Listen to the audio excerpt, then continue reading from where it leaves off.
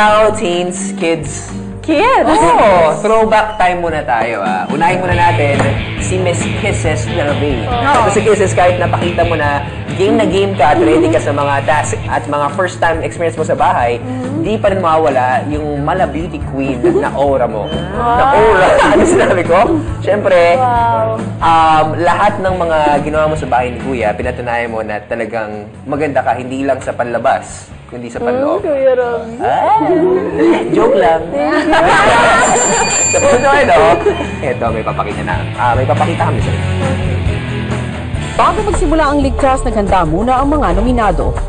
Habang si Kisses, ibang paraan naman ang ginawang paghahanda. What can you do that you can do with what?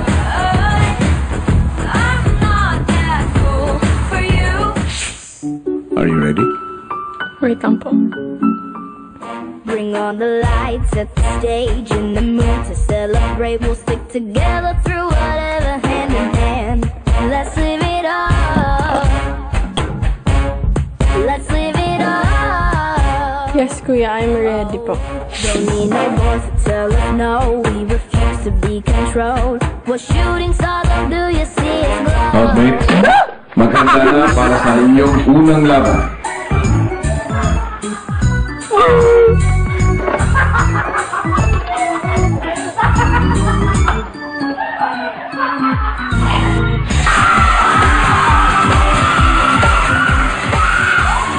Kisses Delvey, 17, Masbate City, Bicol, Philippines!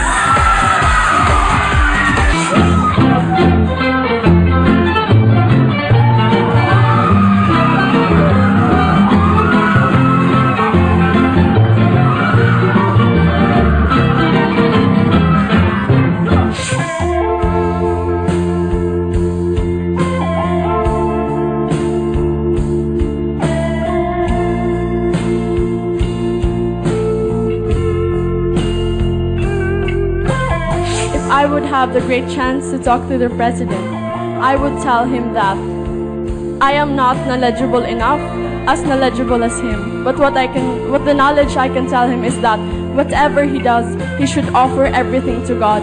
Because whatever the problems we are facing, if we offer it to God, nothing can go wrong. He is the answer, He is the way, He is the life. Thank you so much.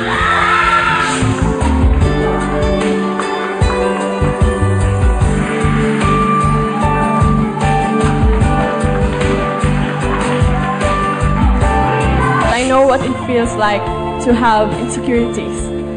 Because the hardest thing is to look in the mirror and be sad about how you look like. But the most important thing is how you get up.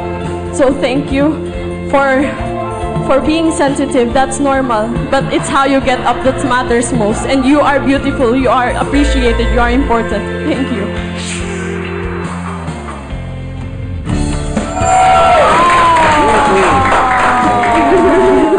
Beauty queen na ano pa? Cute naman ang video na yun.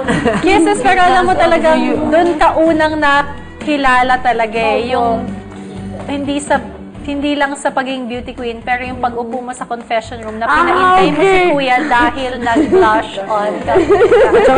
Wait lang, Kuya. Diba? Okay na, Kuya. Yun doon siya talaga naalala bigla ng mga tao. Kasi po, hindi ko talaga alam na pinapakita pala yung hindi ka pa nagsasalita. PBB, madami ka na rin, mo alam? Ay, hindi pa yan. Teka lang. Hindi, pero yun ang nagustuhan namin. Kasi, at least, di ba? Yun ka talaga sa loob ng bahay ni Kuya. Saka natatandaan ko, yung meron kang leg task challenge. Opo. Na naka-rubber shoes ka na, nagpalit ka pa ng heels. Opo. Bakit? Kasi po, Para maganda. Mas feeling ko mas cute kasi yung yung may wedge na shoes. Mas- na may heels. Sabi ko po, sige kung last leg task ko na to, sige, baka ma-evict na ako. Magsusot ako ng cute na shoes. Yung mini boys. YOLO! YOLO! Grabe, ang galing ha? Galing mo ha? Pero talaga, marami ding ibang kabataan na ganun din ang mag-isip na kukitan ko na, kaya naman. Tiis ganda. Tiis ganda, yes. Kaya kanila gustong-gusto. Oo.